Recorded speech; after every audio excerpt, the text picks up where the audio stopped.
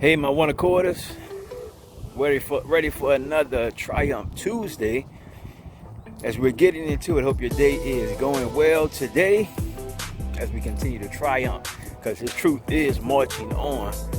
Recently I took a trip down to the Bayou, my hometown, New Orleans. So I went down there and I'm on my way back.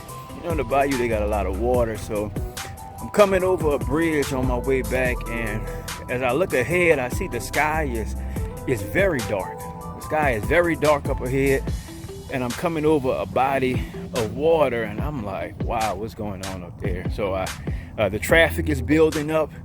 So I glanced down at the weather report, and it said that there was a marine warning up ahead.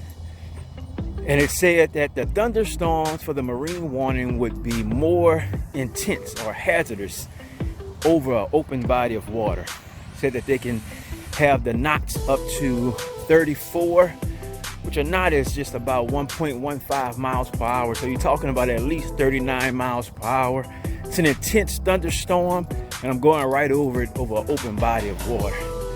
So I look up, and I'm kind of torn on what to do. Because at first I'm over some kind of swampy water, a mixture of algae and trees. But then I'm going up into the full openness of the water, where I'm going to get the full intensity of the marine thunderstorm that's going on right now. So as I'm inching up, I'm getting past the swampy area, and I see a car pull to the side.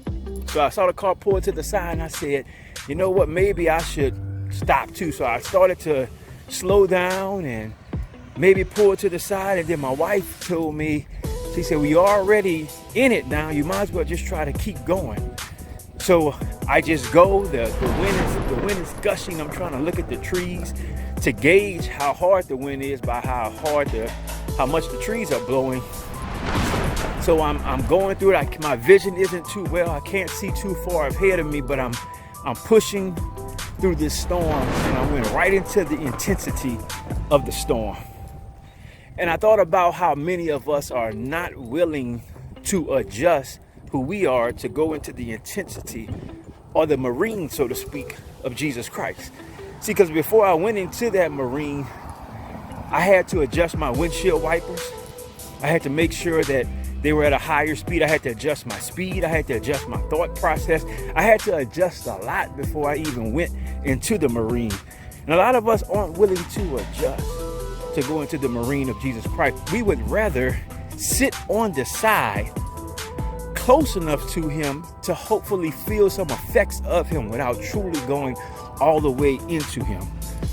James 1:21 says to rid yourself of all filth and evil.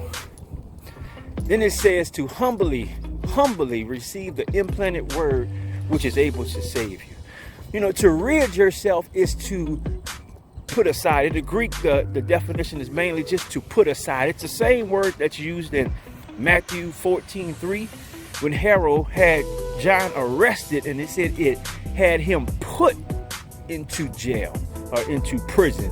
Put means it wasn't somewhere that he was originally wanting to go, but it was somewhere he had to go because he was put there. It says to put aside all filthiness and evil. Put it aside means sometimes you may have to forcefully move some things out of your life.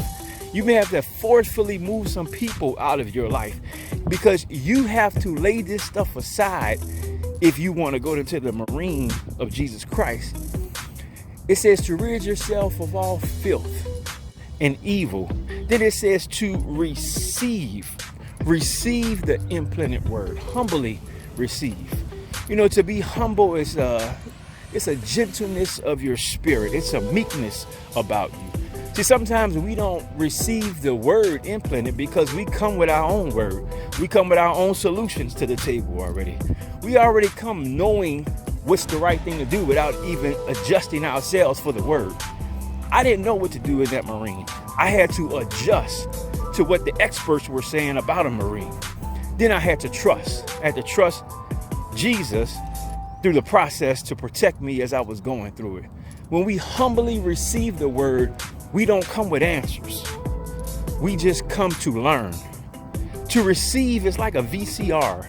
Y'all remember the old VCR tapes? They would just receive the tape and they would play exactly what was on the tape. They wouldn't play what you wanted them to play. They wouldn't play what you thought they should play. They would play what was already pre-recorded on the tape. And we are to receive the implanted word, which means we should be playing out in our lives what's already in the word. You know, James 1:22, the verse after that says to be doers of the word, not only hearers, deceiving themselves. Oh, that word, deceiving themselves. Because you know what? If we're not a doer consistently of the word, then do we truly have what we say that we have on our tape? You know, a lot of times with the VCR tapes, if you put the tape in and it didn't play what it said was on the tape, and it constantly did that. Every time you put that VCR tape in the VCR receiver, it did not play what was on the tape. You would say, man, this tape is broke. This tape doesn't work. This tape is a lie. This tape is saying it has something, but it's not showing it when I put it on. See, we got to be more than just sayers of who we are.